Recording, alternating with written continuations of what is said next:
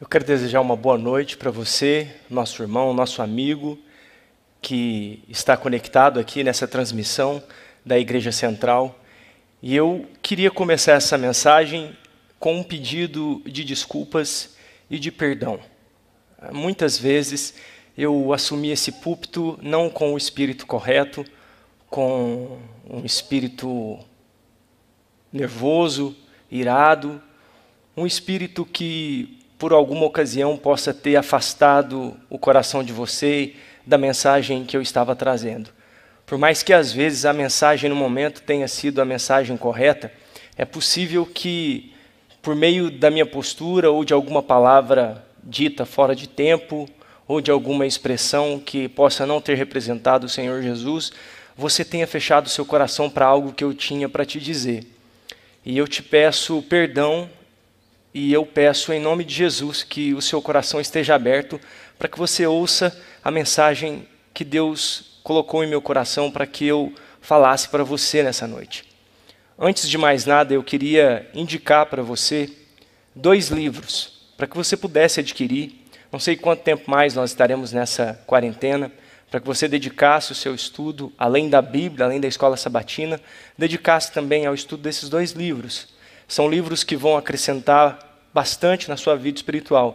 Eu pedi ao Tiago que anunciasse para que você pudesse ter em mãos uma caneta, um lápis, um papel, para que você pudesse anotar as referências, as muitas referências que eu vou ler aqui, para que você pudesse depois, em seus momentos de oração, em seus momentos de intimidade com Deus, clamando pelo Espírito Santo, pedindo a presença do Senhor Jesus, para que você conferisse em atitude de oração, para que Deus te mostrasse se realmente aquilo que eu estou te dizendo é algo verdadeiro. Mas quais são os 2 livros? O primeiro livro é o livro da irmã White, No Deserto da Tentação. Ele é um livro que é vendido pela Casa Publicadora Brasileira. Você faz esse pedido, a casa te envia sem frete, e é um livro que é muito profundo, e é um livro que fala de questões sempre atuais, e questões que têm que ver com a nossa salvação. Esse livro, No Deserto da Tentação. O segundo livro que eu quero indicar para vocês é um livro do falecido já pastor Herbert Douglas. É o livro Por que Jesus Ainda Não Voltou. Esse livro é da editora Luz do Mundo.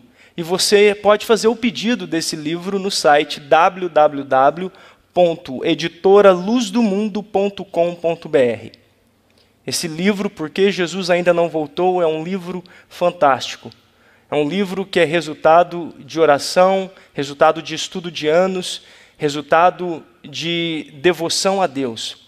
Eu indico para que você compre esses livros e estude esses livros, e eu tenho convicção de que a sua percepção a respeito do momento em que nós vivemos, daquilo que cada um de nós precisa desenvolver, da forma como precisamos estar dispostos ao Senhor Jesus, vai mudar. Eu creio que esses livros podem fazer uma grande diferença na vida de vocês. Bom, eu me propus hoje a falar sobre a experiência de Cristo no deserto da tentação. Mas antes disso, eu queria que você refletisse numa pergunta que eu quero fazer para vocês. Por que Jesus ainda não voltou? Qual o motivo de tamanha espera? Porque até os nossos dias precisamos de esperar, precisamos de enterrar os nossos amados, precisamos de sofrer mazelas, sofrer doenças. Por que Jesus ainda não voltou? Por que estamos durante tanto tempo peregrinando nesse mundo? Não sei se você sabia, mas em 2 situações, em 2 períodos distintos da história, Jesus já poderia ter voltado pela segunda vez e ter estabelecido o seu reino. A primeira vez foi logo após o desapontamento de 1844.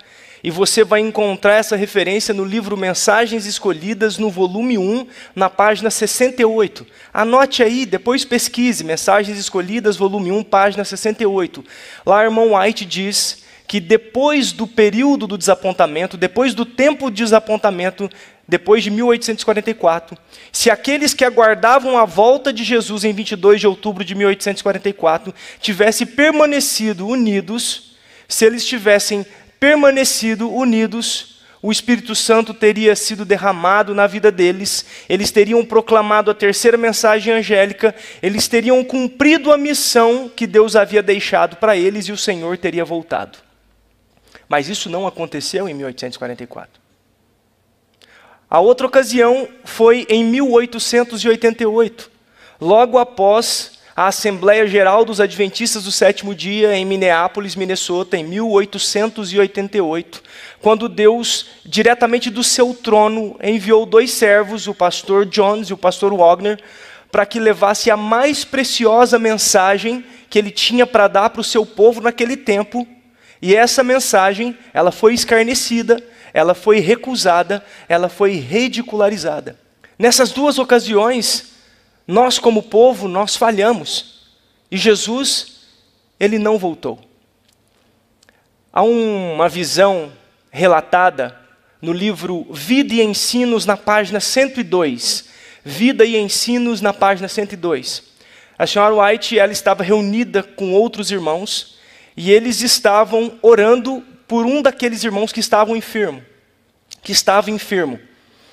E no momento em que eles oravam e aquele irmão era restabelecido, ela entrou em visão. E ela viu 4 anjos, 4 seres que tinham uma obra a fazer na terra. E de repente a visão dela é dirigida a Jesus. Jesus estava com trajes sacerdotais. Jesus, de repente, ele olha para o Pai e clama: Pai, meu sangue, Pai, meu sangue. E ele clama para que Deus pudesse conter esses 4 seres, porque ele olhava para a terra e ele não enxergava que o seu remanescente estava selado. O povo não estava pronto. Então, de repente, a visão é mudada mais uma vez, e ela vê um anjo voando com uma velocidade sobrenatural, com algo na mão, e gritava: segurai, segurai, segurai, segurai. Para que aqueles 4 anjos segurassem os ventos. Eles estavam prestes a soltar os 4 ventos. E as cenas finais deste mundo iam começar a acontecer. Mas Jesus, clamando ao Pai, porque ele via que os seus filhos, o remanescente, não estava selado, ele pede para que o Pai tivesse misericórdia. Será que isso não está sendo cumprido nesse momento em que estamos vivendo? Onde todo o cenário está sendo armado para que aquilo que é a estratégia de Satanás, para que sejamos destruídos como povo, para que ele tente frustrar os planos de Deus aconteça. Mas ele não vai conseguir. Ele não irá conseguir. Mas veja, o povo não estava pronto. E por que o povo não estava pronto? O que falta para Jesus voltar? Eu quero ler com vocês um texto que é tremendo, é muito forte. Parábolas de Jesus, página 69.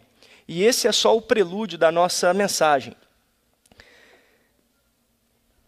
Parábolas de Jesus, página 69. O que falta? O que falta para Jesus voltar? Cristo aguarda com fremente desejo a manifestação de si mesmo em sua igreja. Quando, abra os seus ouvidos, ouça o que Deus quer dizer para você. Quando o caráter de Cristo se reproduzir perfeitamente em seu povo, então virá para reclamá-los como seus. Eu vou ler mais uma vez.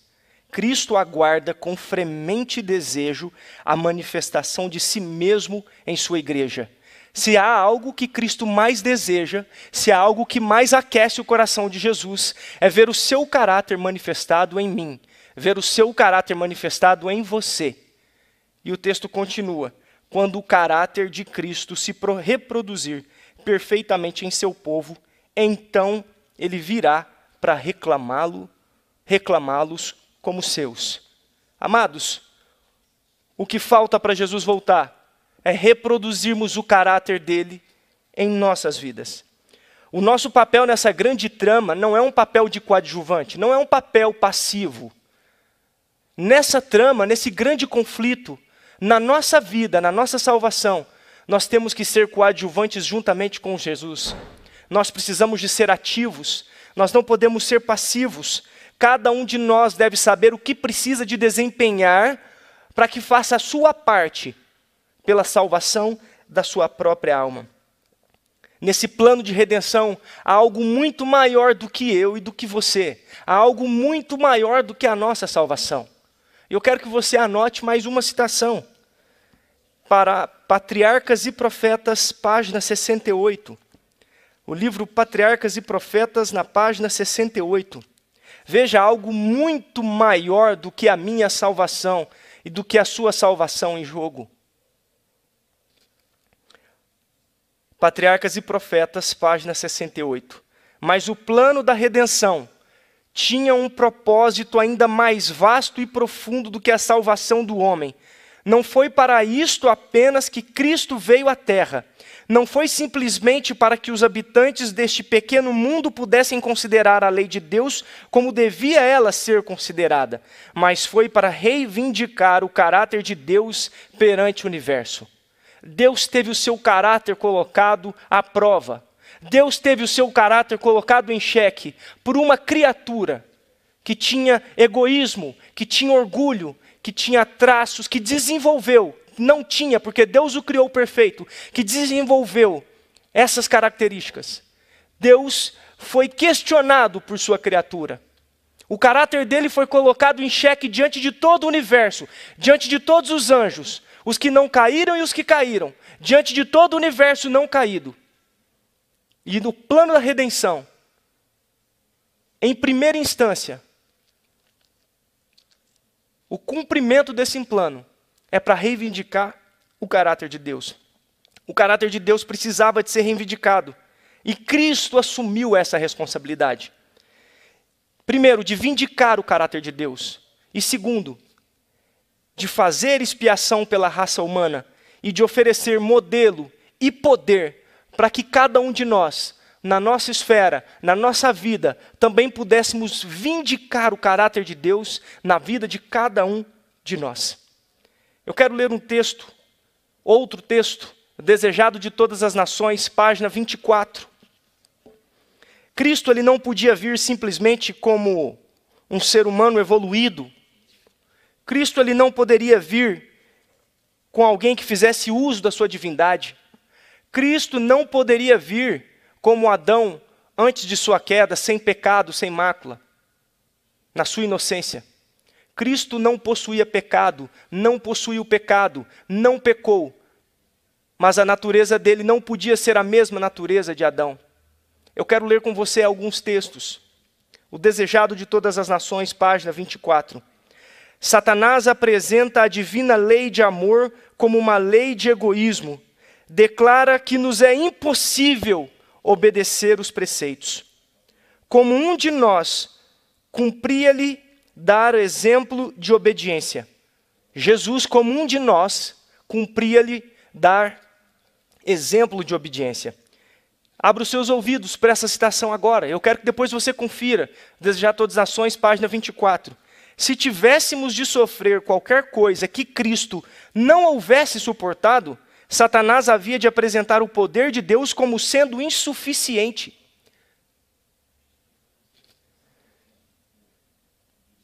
Cristo sofreu toda a provação a que estamos sujeitos, e não exerceu em seu próprio proveito poder algum que nos não seja abundantemente facultado, como o homem enfrentou a tentação e venceu-a no poder que lhe foi dado por Deus. Eu vou repetir para vocês. Sofreu toda a provação a que estamos sujeitos, e não exerceu em seu próprio proveito poder algum que não nos seja abundantemente facultado. O poder que foi facultado ao Senhor Jesus é um poder que é facultado a cada um de nós. Como o homem enfrentou a tentação e venceu-a, louvado seja Deus por isso, no poder que lhe foi dado por Deus. Sua vida, a vida de Cristo, gloriosa vida de Cristo, sem mácula, sem pecado, testifica ser possível obedecermos também à lei de Deus. Louvado seja o nome de Deus, porque por meio de Cristo Jesus, nós podemos vindicar o caráter de Deus em nossa vida. Por sua humanidade, Cristo estava em contato com com a humanidade. Por sua divindade, firma-se no trono de Deus como filho do homem. Deu-nos um exemplo de obediência. Como filho de Deus, dá-nos poder para obedecer. Como filho de Deus, ele nos dá poder para obedecer ao Pai. Eu quero ler outro texto, Mensagens Escolhidas, volume 1, página 252 e 253. Mensagens Escolhidas, volume 1, página 252 e 253. Queridos, eu não quero falar. Eu quero que o Espírito de profecia e a Bíblia diga a nós, fale por nós. Depois da queda do homem, Satanás declarou que os seres humanos tinham se provado incapazes de guardar a lei de Deus e procurou arrastar consigo o universo nessa crença. As palavras de Satanás pareciam verdadeiras e Cristo veio para desmascarar o enganador. Abra os seus ouvidos, ouça o que eu vou ler agora. Mensagens Escolhidas, volume 1, página 252. A majestade do céu empreendeu a causa do homem e com os mesmos recursos que o homem pode alcançar, resistiu às tentações de Satanás. Amém. Como o homem tem de elas a resistir. Esta era a única maneira em que o homem caído podia tornar-se participante da natureza divina. Por meio de Cristo, pela atuação do Espírito Santo em nossa vida, por aquilo que Cristo fez por nós, por aquilo que Ele enfrentou, nós podemos ser participantes da natureza divina. E isso é muito grandioso. A majestade do céu empreendeu a causa do homem e com os mesmos recursos que o homem pode alcançar. Resistiu às tentações de Satanás como o homem tende a elas resistir. Há poder em nome de Jesus, há poder no sangue de Cristo, para que possamos recusar o mal e escolher o bem. Tomando sobre si a natureza humana, Cristo se achou habilitado a compreender as provas e tristezas do homem e todas as tentações que o rodeiam. Anjos que não conheciam o pecado não podiam simpatizar com o homem em suas provações peculiares. Cristo condescendeu em tomar a natureza do homem e como nós, em tudo foi tentado, a fim de que soubesse como socorrer a todos os tentados. Ele pode me socorrer, Ele pode te socorrer, porque Ele sabe o que nós enfrentamos. Ele sabe na sua carne, na sua pele, o que nós enfrentamos. Assumindo a humanidade, Cristo tomou a parte de todo o ser humano. Era Ele a cabeça da humanidade. Ser divino e humano, com seu longo braço humano, podia enlaçar a humanidade, enquanto seu braço divino podia alcançar o trono infinito. Ele é a escada do sonho de Jacó. Jacó viu uma grande escadaria enquanto estava ali no Val do Jaboque, e aquela escadaria, ela tocava a terra e ela ia até o trono de Deus. Essa escada é Cristo. Nós podemos ter acesso ao trono do Pai por aquilo que Cristo fez por nós. Isso tem que encher a nossa vida. Isso tem que nos motivar a viver uma vida diferente. Isso tem que nos motivar a esmurrarmos o nosso corpo, a fazermos como Paulo, morrer todos os dias, para que Cristo viva em nós. Gálatas 2:20. Não vivo eu, mas Cristo vive em mim. Que cena é esta para ser contemplada pelo céu? Cristo, que não conhecia o mínimo vestígio de pecado ou contaminação, tomar a nossa natureza em seu estado deteriorado.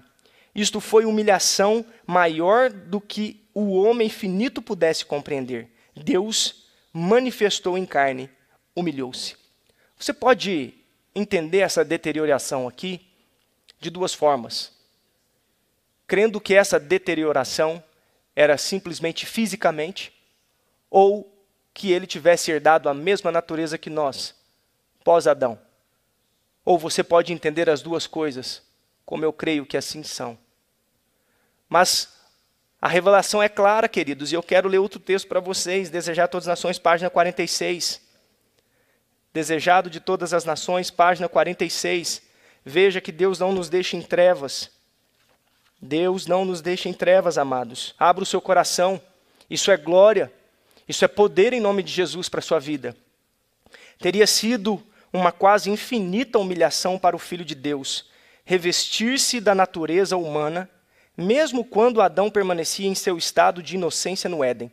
se Cristo tivesse encarnado, mesmo quando Adão estava no seu estado de inocência, com a natureza pura, sem o pendor para o pecado, já seria uma humilhação.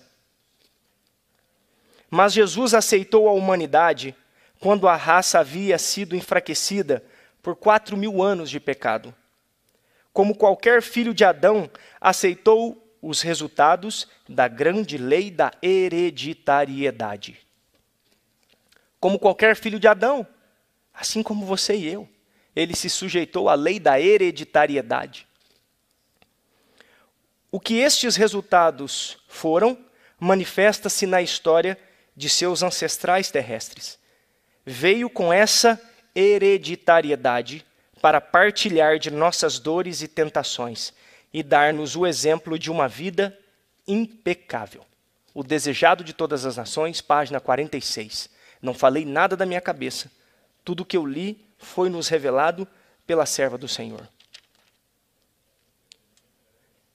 Durante 2 momentos no ministério de Cristo, ele passou por momentos extremamente conturbados, extremamente singulares. O primeiro deles foi no deserto da tentação, e o segundo no Getsêmani. Em ambas ocasiões, Cristo entrou sozinho. Cristo pisou o lagar sozinho, como homem, para que pudéssemos ter acesso à sua vitória. A vitória dele é a nossa.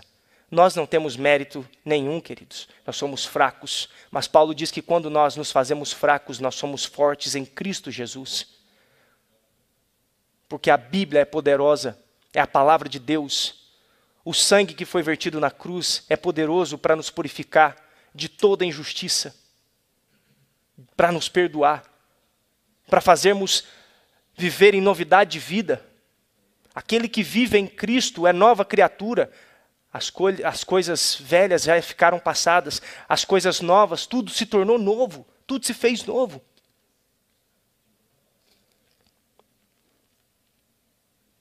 Eu quero que você abra a sua Bíblia em Mateus, capítulo 4. Evangelho de Mateus, capítulo 4.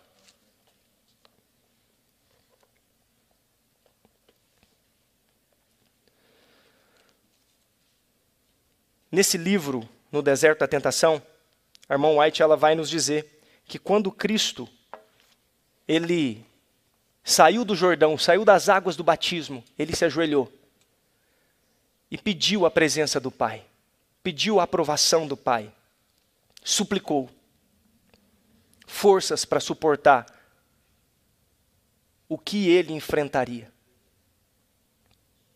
Foi na força do Pai, não na própria força dele. E depois de 40 dias jejuando, quando ele estava mais fraco fisicamente, é que Satanás aparece para tentá-lo. Mas antes disso eu queria ler um texto, capítulo 9 do livro No Deserto da Tentação, a página 27, anote aí. Quando Adão foi atacado pelo tentador no Éden, estava sem a mancha do pecado. Achava-se na força da perfeita forma humana. Todos os órgãos e capacidades de seu ser estavam igualmente desenvolvidos e harmoniosamente equilibrados. Cristo, no deserto da tentação, ficou no lugar de Adão, para suportar a prova que ele deixou de resistir. Aqui, Cristo venceu em favor do pecador. 4.000 anos após Adão dar as costas à luz de seu lar. Separada da presença de Deus, a família humana afastou-se mais e mais em cada geração sucessiva da pureza e sabedoria originais e do conhecimento que Adão possuía no Éden. Cristo herdou os pecados e enfermidades humanos como existiam quando ele veio à Terra para ajudar o ser humano. Em favor da humanidade, com as fraquezas dos pecadores sobre si, enfrentou as tentações de Satanás, e em todos os pontos em que o ser humano podia ser assaltado. Na página 28, nós lemos o seguinte, ainda no livro Deserto da Tentação: a fim de elevar o ser humano caído, Cristo deveria alcançá-lo onde ele estava. tomou a natureza humana e carregou as enfermidades e degenerações da raça humana. Aquele que não conheceu o pecado, louvado seja Deus, tornou-se pecado por nós. Humilhou-se até as profundezas mais baixas da miséria humana, a fim de que pudesse qualificar-se para alcançar a humanidade e tirá-lo da degradação na qual o pecado o mergulhara. Eu quero ler com vocês, antes de Mateus 4, 1 a 3, Hebreus 2, 17 e 18. Livro de Hebreus, capítulo 2, o verso 17 e 18. Por isso, em todas as coisas, convinha-lhe que fosse feito semelhante aos irmãos, para que fosse um sumo sacerdote misericordioso e fiel em todas as coisas que pertencem a Deus, para poder operar a reconciliação por causa dos pecados do povo, porque naquilo que ele mesmo sofreu sendo tentado, ele pode socorrer aos que são tentados. Amado, ele pode te socorrer na sua tentação, na sua dificuldade, na sua luta. É possível que eu esteja falando para pessoas que têm passado décadas perdendo para os mesmos pecados, para os mesmos erros, pela mesma natureza, pelos mesmos deslizes, dando vazão às paixões. É possível que eu esteja falando, e cada um de nós temos esses defeitos de caráter, essas mazelas que precisam de ser abandonadas. Nós só precisamos de dar o primeiro passo em direção a Cristo. E Ele fará por nós aquilo que nós não conseguimos fazer. Se o Pai habitar em nós, se o Filho habitar em nós por meio do Espírito Santo, nós viveremos uma vida de retidão diante de Deus. Mas para isso nós precisamos de ser ativos, nós precisamos de ser atores principais na história da nossa vida, juntamente com Cristo, assumir a parte que é de nossa responsabilidade, nos colocar à disposição de Deus, com todas as nossas forças. E Ele agirá por nós. Mateus 4, versos 1 a 3. Mateus 4, versos 1 a 3. Então, Jesus foi conduzido pelo Espírito ao deserto para ser tentado pelo diabo. E quando ele jejuou 40 dias e 40 noites, ele teve fome. E quando veio a ele o tentador, disse: se tu és o Filho de Deus, ordena que estas pedras sejam feitas em pães. Eu não tenho poder para transformar pedras em pão. Essa tentação para mim seria ridícula. Mas Cristo tinha poder. E depois de 40 dias, sozinho, no meio daquele deserto, um lugar inóspito, cheio de feras, sem ter a completa consciência de que se Deus estava verdadeiramente com ele, deixado ali, para que ele pudesse crer nas Escrituras, crer que o Pai estaria com ele. Ele não tinha nenhuma evidência, ele tinha a revelação. E pela fé ele abraçou aquilo que estava revelado. Satanás queria que Jesus acreditasse que aquele sofrimento e abnegação eram desnecessários. Aqui no livro, no Deserto da Tentação, o irmão White fala isso. Que Satanás, essa não foi uma conversa trivial e rápida. Ele tentou de todas as formas. Ele se aparece como um anjo de luz e fala: olha, já está bom. Você não precisa de ir além disso. Eu vim diretamente do céu para te dizer que você pode transformar essas pedras em pães. Você já provou já. Não precisa de mais sofrimento. Não precisa de mais abnegação. Isso é desnecessário. Segundo ponto, Satanás disse que era um anjo do céu, enviado para trazer essa mensagem de que ele podia ali fazer aquilo, que ele podia transformar as pedras em pães. Veja como ele é astuto. E eu quero ler uma parte que eu descobri aqui nesse livro, que eu fiquei boquiaberto. Ouça você, que tipo de insinuação Satanás fez para o Senhor Jesus.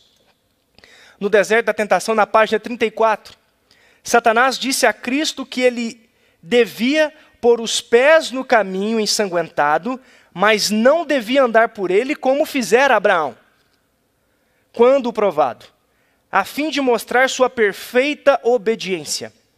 Ele ainda mencionou que ele era o anjo que segurou a mão de Abraão quando o cutelo foi levantado para matar Isaque, e que agora veio para salvar-lhe a vida, que não era necessário que ele suportasse a dor dessa fome e morte por inanição, que ele o ajudaria a suportar o trabalho no plano da salvação. Meus queridos, se o próprio Cristo não tivesse fundamentado na palavra de Deus, imagine se Jesus Cristo tivesse terceirizado a sua salvação, o estudo da sua palavra, aos mestres, aos rabinos, aos fariseus, aos escribas, aos saduceus, ele teria sucumbido.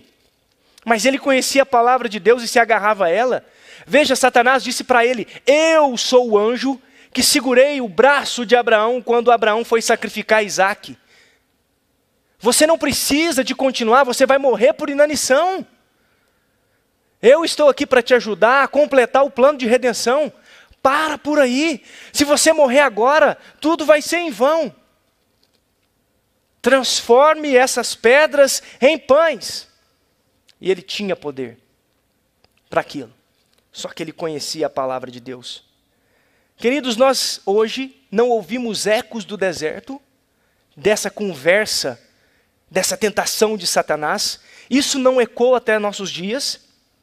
Nós não ouvimos por aí que a estrita abnegação não é necessária, que abnegarmos de determinadas coisas não é tão importante assim. Nós não ouvimos por aí que reformas é mero legalismo. Nós não ouvimos clamores de pessoas que querem um cristianismo mais leve. Nós não ouvimos por aí que muitos de nós são extremistas. E amados, há um grande erro nisso. Sabe por quê? Nós não conhecemos o conceito de extremistas. Nós não sabemos o que é extremismo. Eu não sou extremista. E eu não conheço nenhum extremista. Sabe por quê? Você sabe o que é extremo? Extremo é construir uma arca com o dinheiro do próprio bolso, acreditando que o mundo vai acabar por um dilúvio durante 120 anos, cada martelada falando disso. Extremo é sair da casa dos teus pais, num lugar que é aconchegante, um lugar que você ama, sair da tua parentela e ir vagar por um lugar que você não sabe onde que é, em busca de uma terra que é prometida. Isso é extremo. Você sabe o que é extremo? Levar um filho para um monte, fazer um altar, pegar um cutelo para matar esse filho, porque Deus pediu prova. Isso é extremo. Você sabe o que é extremo, amado? É você ser fiel a Deus de tal forma que pessoas vão te jogar num forno quente, numa fornalha, e você não se importa com a sua vida. Você sabe o que é extremo? É você ser lançado numa cova de leões por adorar o seu Deus. Você sabe o que é ser extremo? É você aceitar ser grudado num madeiro por uma raça que a maioria dela não vai dar valor no que você fez. Isso é extremo, queridos. A Bíblia é feita de extremos. E com Deus não existe meio termo. Com Deus é extremos. Deus não poupou o seu único filho. Isso é extremo. Deus não poupou a Jesus Cristo. Isso é extremismo. Para que eu e você, para que nós tivéssemos oportunidade de honrá-lo em nossa vida e de, consequentemente, obtermos a salvação. Não temos ouvido anjos de luz que nos dizem que nós viveremos nos nossos pecados, na nossa devassidão, nas nossas falhas de caráter, até o Senhor Jesus Cristo voltar? Não temos ouvido anjos de luz nos dizer isso? Abra sua Bíblia em 1 aos Coríntios, capítulo 10, verso 13. 1 aos Coríntios, capítulo 10, verso 13. Anote cada texto, cada referência. Em nome de Jesus, seja como os bereanos. Não confie em mim. Não terceirize a sua salvação. Não terceirize o conhecimento da salvação por nenhum outro homem. 1 Coríntios, capítulo 10, verso 13. Abra o seu coração para o que Deus vai te dizer nesse texto. Não vos tem sobrevindo tentação que não seja comum aos homens, mas Deus é fiel, o qual não permitirá que sejais tentados acima do que sois capazes, mas também com a tentação fará um caminho para escapar, para que sejam capazes de suportá-la. Não há desculpa para o pecado. Não há desculpa para a minha natureza, para a minha maledicência, para o meu mau humor, para o meu comportamento irracível. Não há desculpa para isso, porque Deus provê um escape para toda a tentação. Logo, o pecado não tem desculpa. Se o pecado fosse desculpado, o Senhor Jesus Cristo não teria morrido por nós. Romanos, capítulo 8, verso 2, anote aí essa bênção. Ore a Deus e leia esse texto. A lei do Espírito de vida é superior à lei do pecado. Deus é superior. Deus é poderoso. E Deus está esperando com o coração fremente. Cristo espera que o caráter dele seja reproduzido em cada um de nós. E se ele prometeu, se ele é fiel para prometer, ele é fiel para cumprir.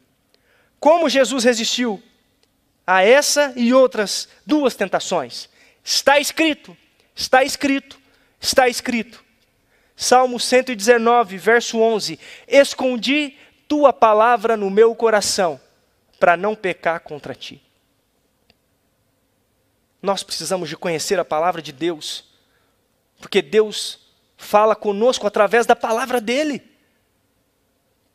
Eu preciso de escondê-la no meu coração, preciso de tê-la memorizado, preciso de memorizar versos, preciso de memorizar capítulos da Bíblia, do Espírito de profecia, para que no momento de provação, eu suporte a provação em nome do Senhor Jesus Cristo e com a força que vem dele, por meio do Espírito Santo. Só me resta clamar e confiar. A resposta dele foi: não só de pão viverá o homem, mas de toda palavra que procede da boca de Deus. Eu quero ler com você a segunda tentação, Mateus 4, 5 a 7. Volte lá, no Evangelho de Mateus, no capítulo 4, versos 5 a 7. Então o diabo levou a cidade santa e o colocou sobre o pináculo do templo e disse-lhe: se tu és o Filho de Deus, lança-te daqui abaixo, porque está escrito: ele dará ordens aos seus anjos a teu respeito, e em suas mãos te sustentarão para que nunca tropeces com o teu pé em alguma pedra. Presunção. Satanás tentou fazer com que Jesus fosse presunçoso, com que ele pudesse dar um passo que Deus não havia lhe ordenado. E muitas vezes nós somos presunçosos, muitas vezes nós falamos ou fazemos aquilo que não está revelado. Nós racionalizamos a verdade está clara para nós, mas eu distorço e eu deixo de fazer o assim diz o Senhor para fazer o assim eu quero. E ainda coloco como se aquilo fosse a vontade de Deus. Presunção. Jesus não caiu nisso. A majestade do céu não foi presunçosa. Se pulasse ali, os anjos iriam segurar o próprio Cristo, mas ele não foi presunçoso. Quem sou eu, queridos? Para desvirtuar o espírito de profecia, para desvirtuar a palavra de Deus. O que está escrito, está revelado. Presunção, que isso não faça parte da nossa vida. Porque muitas vezes, sendo presunçosos, nós erramos feio e desonramos a Deus. Transmitimos uma imagem errada de Deus. Não sejamos presunçosos. Satanás usou a palavra de Deus. Cuidado. Nem tudo que reluz é ouro. Pesquise por conta própria. Não terceirize a sua salvação. Digo de novo, repito, não terceirize o seu conhecimento da palavra de Deus. Aprenda por você mesmo. A terceira tentação, o verso 8 a 11. Novamente o diabo o levou a um monte altíssimo e lhe mostrou todos os reinos do mundo e a sua glória. E disse-lhe: todas estas coisas eu te darei, se prostrado me adorares. Então disse-lhe Jesus: vai-te, Satanás, porque está escrito, tu adorarás ao Senhor teu Deus e só a Ele servirás. Então o diabo deixou, e eis que chegaram anjos e o serviram. A terceira tentação, a adoração. Satanás ofereceu a glória do mundo a Jesus Cristo. E o mundo até aquele momento tinha Satanás como seu dominador. Porque Deus, quando criou esse mundo, deu o domínio de todas as coisas para Adão. Mas Adão, quando pecou, ele passou o domínio para Satanás, o príncipe deste mundo, até aquele momento. Porque na cruz, ele perde o seu principado. Mas veja, Satanás ofereceu para ele a glória do mundo que lhe pertencia. Eu te ofereço esse mundo, se você prostrado me adorar. Amado, não há possibilidade de adorar a Deus e adorar ao mundo. Não há possibilidade de ver a glória de Deus e ter a glória do mundo. Isso não é possível. Ou você tem um, ou você tem outro. É impossível servir a dois senhores. Satanás colocou isso diante de Cristo. E Cristo não ousou adorar a criatura caída.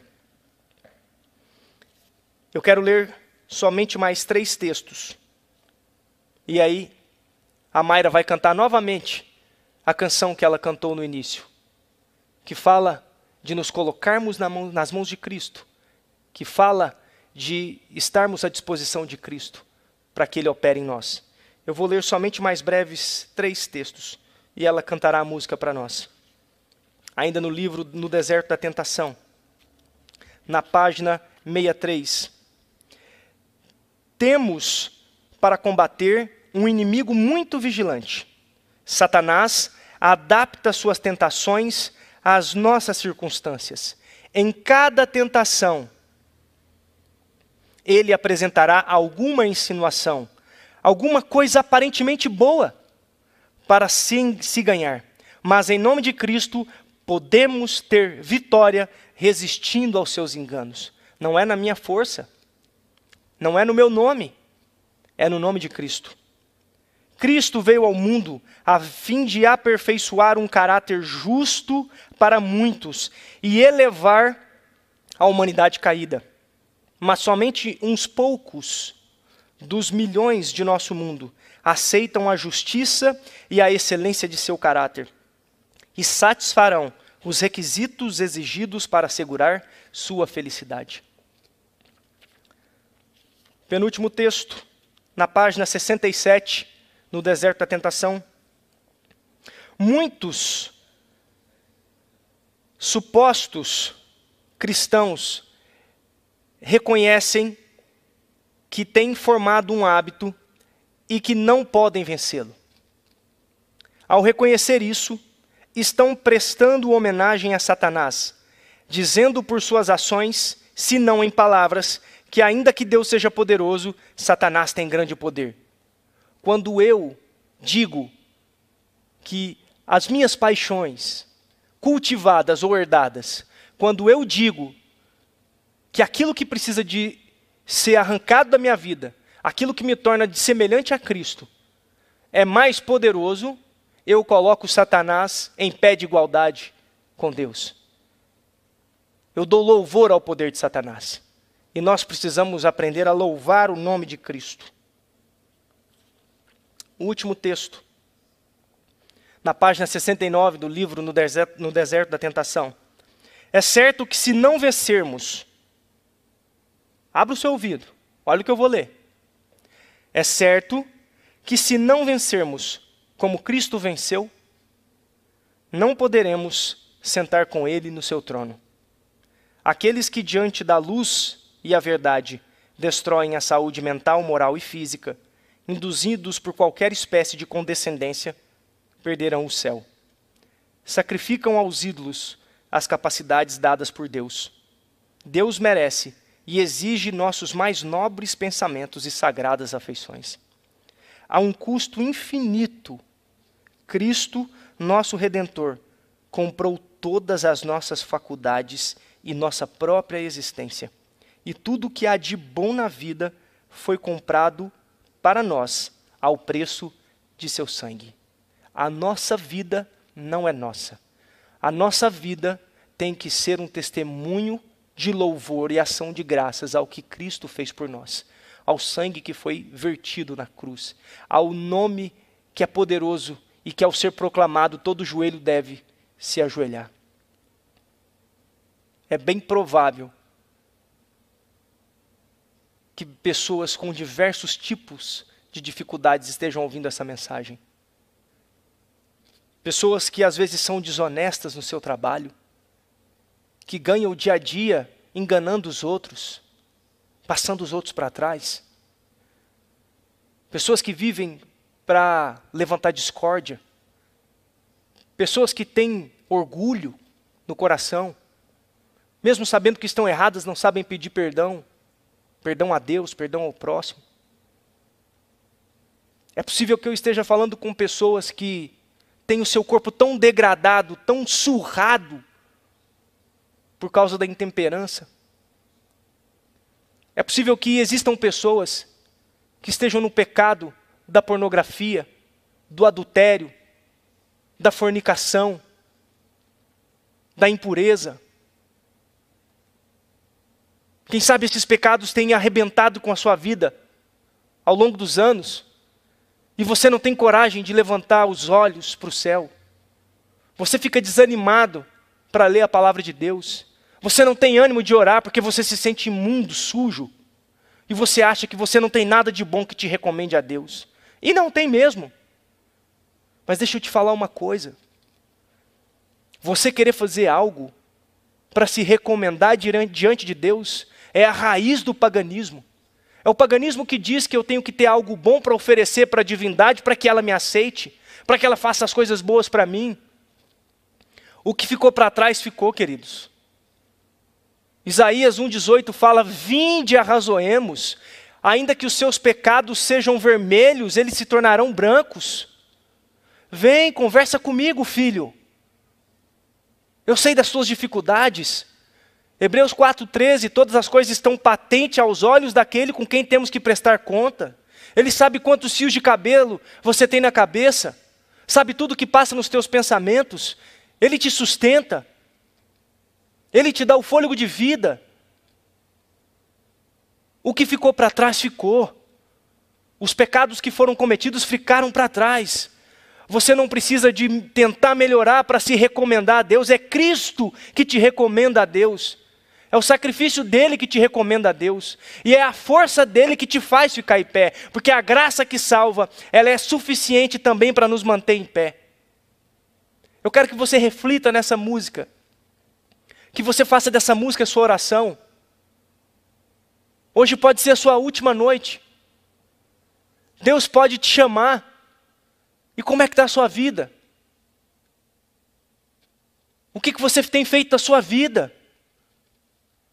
Você precisa de Cristo, você precisa de clamar pelo Espírito Santo, para que Cristo habite em você, para que Ele habite em mim, para que o seu caráter seja transformado, para que você tenha a honra de vindicar o caráter de Deus, que foi colocado em xeque por Satanás. Faça dessa música a sua oração, coloque-se nas mãos de Deus, para com seus pecados, toma decisão, fala: Senhor, eu estou em desacordo com a Tua lei, eu estou em desacordo contigo, mas eu paro por aqui, me dá forças, porque eu não tenho forças, eu tenho vícios, são anos, eu não tenho condições, faça da Tua força a minha força. Eu sou um fraco, Senhor, me ajuda a levantar, me ajuda a ficar em pé. E se eu pecar, Pai, eu sei que eu tenho um advogado diante de Ti, que olha pela minha causa, que vê a minha integridade de coração e o quanto eu quero honrar a Ti com a minha vida.